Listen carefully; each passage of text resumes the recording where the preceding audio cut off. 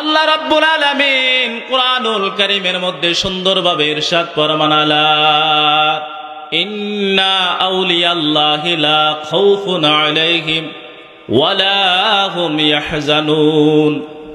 আলা শব্দ দিয়ে সতর্কবাণী দিয়েছেন যে আলা, সাবধান, ইন্না আউলিয়াল্লাহি, নিশ্চয় আল্লাহর ওলিগণ, লা খাউফুন, তাদের কোনো ভয় নাই, ওয়ালা হুম ইয়াহজানুন, তাদের চিন্তারও কি নাই, কোনো কারণ নাই। কোরআন শরীফের ভিতরে আল্লাহ পাক বলেন, কুনু মা'আস সাদিকিন, তোমরা যারা সত্যবাদী তাদের তোমরা সঙ্গী হও, সাথী হও। তাদের কি হও? সঙ্গী হও, সাথী হও। আমরা কি হব? পীরের দরবারে হক্কানি যারা আল্লাহর ওলি, আমরা তাদের সঙ্গী হব, সাথী হব, তাদের সোহবত নিব। তারা আল্লাহ তাআলাকে খুশি এবং রাজি করে, আমরা যদি তাদেরকে খুশি এবং রাজি করাইতে পারি, স্বয়ং আল্লাহ তাআলা আমাদের প্রতি খুশি এবং রাজি হবে, ঠিক না? দুরূদ শরীফ পড়লে 10টা গুনাহ আল্লাহ তাআলা মাফ করে দেয়, 10টা পদমর্যাদা বৃদ্ধি করে দেয়।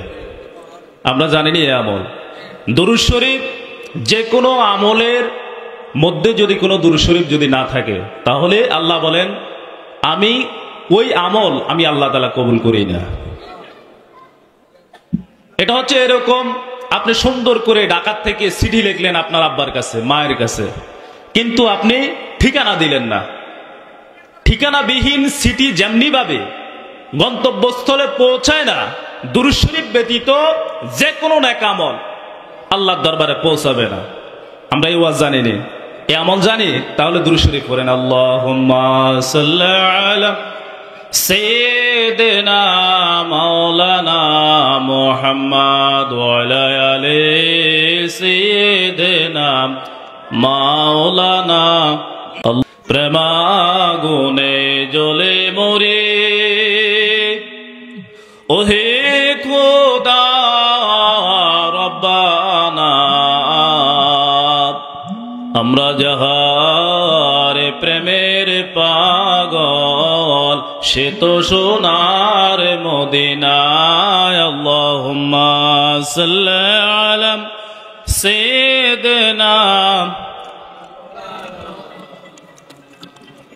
ওয়ালা আলি সাইয়্যিদিনা মাওলানা মুহাম্মদ। সালাতুন ইয়া রাসূলুল্লাহ আলাইকুম, সালামুন ইয়া হাবিবাল্লাহ আলাইকুম, সালাতুন ইয়া রাসূলুল্লাহ আলাইকুম, সালামুন ইয়া হাবিবাল্লাহ আলাইকুম। বনা দো মে रसीने को मदीना, निकालो बारे गुम से ये सफीना। सलातुन या रसूल अल्लाह अलैकुम, सलामुन या हबीब अल्लाह अलैकुम। ঐতিহাসিক 17তম বার্ষিক ইসালে সওয়াবের মাহফিল মিরসরাই খানকায় লতিফিয়া দরবার শরীফের উদ্যোগে আমরা এখানে এসেছি। আমরা অনেক দূর থেকে আসছি, বরুড়া থেকে, বরুড়া আড্ডার থেকে আসছে, পিলগিরি থেকে আসছে, কৃষ্ণপুর থেকে আসছে, রহিমানগর থেকে আসছে, আসছে না ভাই? কিন্তু আপনারা এলাকার মানুষ, আমরা এত দূর থেকে আসলাম, এখানে একটা হক্কানি দরবার শরীফ, এখানে মাহফিল হয়, জিকির আজকার হবে, আমরা ফিরের দরবারে আসবো, সোহবত নিতে, কিন্তু মানুষ নাই। এই অত্র এলাকার ভিতরে কি মানুষ নাই? রাস্তা দিয়ে আসার পথে দেখলাম যে অসংখ্য মানুষ রাস্তার ভিতরে, জায়গা দেওয়ার মতো জায়গা নাই রাস্তার ভিতরে। এটা একটা হক্কানি দরবার শরীফ। আমরা ফিরের দরবারে আসবো কি জন্য? সোহবত নেওয়ার জন্য। আল্লাহর ওলিরা কি জীবিত না মৃত? জীবিত। কেমন জীবিত? এটা পরীক্ষা করার জন্য ইরানের